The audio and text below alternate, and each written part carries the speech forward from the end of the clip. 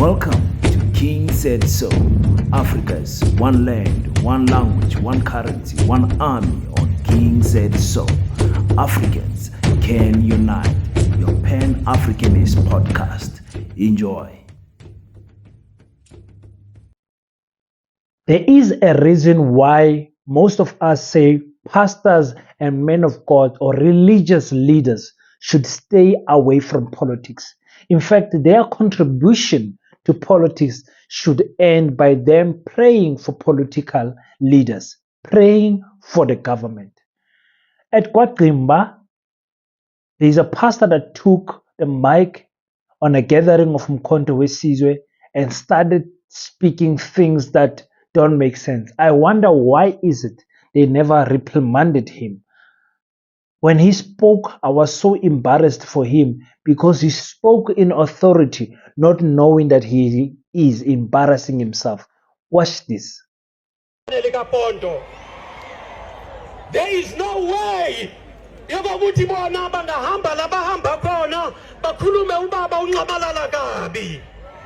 As religious leaders, as traditional leaders, we want to tell them that they stop it today. They think they will make a difference, but it's too late. And I'm going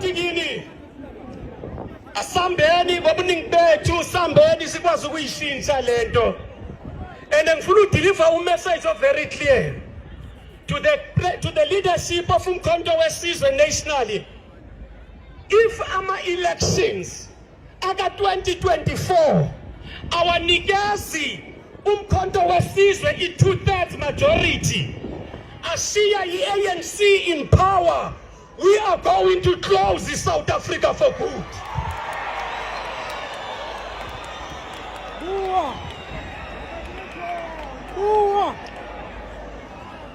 We need to close in South Africa. We reject the outcomes of the IEC if it doesn't give Umkhonto Wesizwe.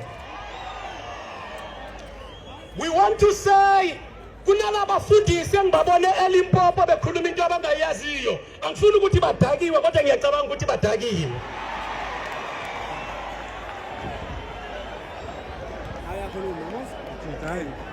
Kunalabafundisi engibabonile bakhuluma nje into abangayizwa ngoba bayazi ipolitiki, banikezwa imali, bafumbathiswa imali to turn against the religious leaders of South Africa. Bazokhomba umzonotshwala. I want to say, all of you in KZN, let us wait and prepare for Moses Mabhida Stadium. Let us prepare to make sure he gets a 2/3 majority. If I told you, we will close South Africa from Cape to Cairo. We need to come out in numbers and vote. We are going to bring it to an end. And we want to say, we IEC, you better do it the right way or else we are coming for you. Our message of support is Funuguti Kina, MK Kina. Be strong, MK, be strong. Long live the spirit of Umkhonto Wesizwe, long live. Long live the spirit of Triple AM, long live. Peace in Pan-Africanism to all my African brothers and sisters from all around the world. Welcome back to King Said So. I am your host, King 053, Mr. Easy, Imali, Enengi, and we're back at it again with another one. And this time around, we go back to Kwagrimba in KwaZulu-Natal, where Umkhonto Wesizwe had a gathering there, a good turnout, a good show of power from Umkhonto Wesizwe. But we had a situation where a pastor took the mic and started speaking pure rubbish. And that is the reason why we've always maintained the point of view that pastors should stay away from politics. You know, the last person who really juggled this pastor and politician thing properly was the former Archbishop Desmond he did a good job. He did a good job, but he was more of a humanitarian more than a politician, if you know what I mean. Because there is a very thin line between religion and politics that you must toe properly, because you can't really follow one without being against the other, or being for the other without being against the other. So the pastor, the first thing that he says they're going to not accept any results that says Umkhonto Wesizwe did not get the two-third majority. Two-third majority, for those who don't know, is 66.6% of the votes. 66.6%. So he's saying Umkhonto Wesizwe must get 66%, meaning there's only 34% left for the rest of the political parties. The ANC, the EFF, the DA, the IFP, not COPE, the PA, Rise Mzansi, everyone must get the 34%, and the Umkhonto Wesizwe must get 66%. That is just outright nonsense for a pastor to be saying those things. Yes, any political party must aim high, but leave that for the leaders to say. You as a pastor, your job is to grab the mic, pray for peaceful and fair election, transparent, fair election, and pray for the leaders that they will work for the benefit of the people, and leave that mic alone. You are not there to campaign as a pastor. It's so embarrassing what this pastor. If you know this pastor's name, please write it on the comment section, because it's not the first time that he's saying this. He was in Johannesburg also speaking nonsense there also, but we let it go. He was in Johannesburg. I remember him. He says we are going to close South Africa. What nonsense. Up to this stage, the fear of many political analysts was that Umkhonto Wesizwe is going to turn into a violent political party. I was one of the people who then defended Umkhonto Wesizwe and said, listen, Umkhonto Wesizwe is not a violent political party. They have not shown us in any action that they did. In all the gatherings that they've had, Umkhonto Wesizwe has not been violent at all. Never, not even once. Excuse me. Umkhonto Wesizwe has not been violent at all at any given space or time. So I don't understand what makes this pastor think that he can say that if the IEC does not give them 66%, he's going to close the country. Close which country? Close which country? Huh? Are you saying Umkhonto Wesizwe is going to fight the rest of South Africa because they did not get 66%? It's madness.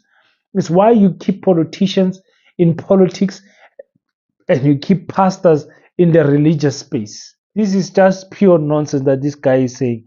He then goes on and attacks his own colleagues. He attacks his own colleagues. He says pastors in Limpopo, they were speaking as if they were drunk. He does not want to say they were drunk, but actually they were drunk. I mean, what is this guy's problem? Attacking his own men, a man of God attacking other men of God, saying that they are drunk when they are speaking because they don't favor Umkhonto Wesizwe, they favor the ANC. So if they favor the ANC, it means they are drunk. But if you reverse the tables, they can also say he's drunk for favoring Umkhonto Wesizwe. I mean, where are we going to end this madness? You understand what I'm saying? So I did not like the tone that he spoke with, because it sounds to me, people just scream and clap hands for nothing. It sounds to me he's a man with authority, meaning there's people that follow him. He's a man with influence. Let me say influence in the religious space. So people listen to him, and when people listen to you, you have to be responsible in how you use your power. Do not use it carelessly, haphazardly, like you don't have a brain to think. You understand? So he says also KZN must prepare for what you call Moses Mabhida. The other leaders have not announced what he said before he said it. In fact, I did not hear any other leader of Umkhonto Wesizwe speaking about Moses Mabhida. Understand? I'm the one who said when the ANC announced they're going to Moses Mabhida, I announced it before this gathering of Kwagcima and said, guys, because the EFF is going to Moses Mabhida, the ANC is also going to Moses Mabhida. In March, I'm expecting Umkhonto Wesizwe to go to Moses Mabhida. The IFP has also announced that they are going to Moses Mabhida. So they know that KZN is very important for them to win the election. So nobody is going to let Moses Mabhida slide. All the big political parties must go to Moses Mabhida, not small parties like the DA and the PA. Those political parties must go to other areas and go where they are strong, not in KwaZulu-Natal. KwaZulu-Natal, we send the big dogs, the people who are actually going to be in parliament. That is MK, ANC, EFF. You understand what I'm saying? So you guys tell me, what do you think about this pastor who is just bluffing and speaking nonsense on on a stage with them Umkhonto Wesizwe followers? We need to take these people away from the mic, because they're going to give Umkhonto Wesizwe a bad image. Remember, this video is now recorded. If any small violent thing happens, they're going to be playing this video back and saying violence was condoned at Umkhonto Wesizwe events. So Jabulani Khumalo, excuse me, must speak against such actions. We said we don't want people that speak about violence, threatening Julius Malema, threatening the gathering of